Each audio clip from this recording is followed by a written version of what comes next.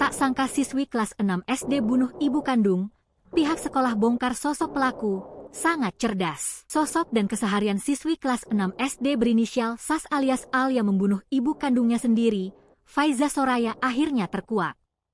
Penyidik kepolisian hingga pihak sekolah mengurai bagaimana sosok asli Al dalam keseharian. Seperti diketahui, kasus anak bunuh ibu kandung yang terjadi di Medan menjadi atensi satu Indonesia. Pasalnya insiden nahas itu dilakukan Al di rumahnya di Jalan Dwi Kora, Kelurahan Tanjung Rejo, Kecamatan Medan Sunggal, Kota Medan, Sumatera Utara pada Rabu, 10 Desember 2025 lalu. Al menikam sang ibu menggunakan benda tajam sebanyak 20 kali. Akibat perbuatan tersebut, Faiza Soraya meregang nyawa sebelum dibawa ke rumah sakit. Terkait dengan sosok Al, penyidik melakukan pemeriksaan di lingkungan tetangga hingga sekolah. Kapolrestabes Medan Kombes Pol Jin Chalvijen Simanjuntak menyebut bahwa pelaku serta korban dan keluarganya dikenal tertutup. Pelaku dan korban bahkan terlihat tidak pernah berkomunikasi dengan tetangga sekitar.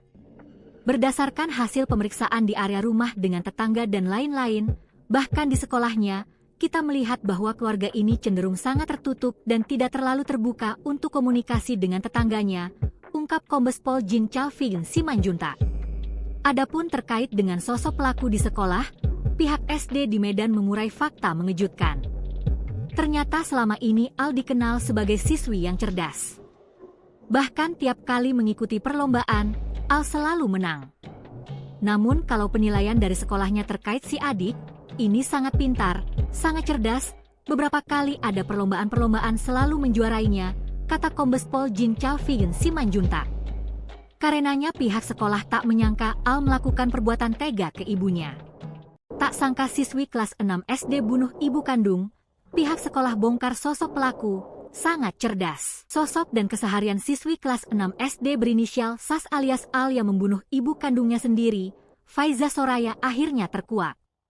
Penyidik kepolisian hingga pihak sekolah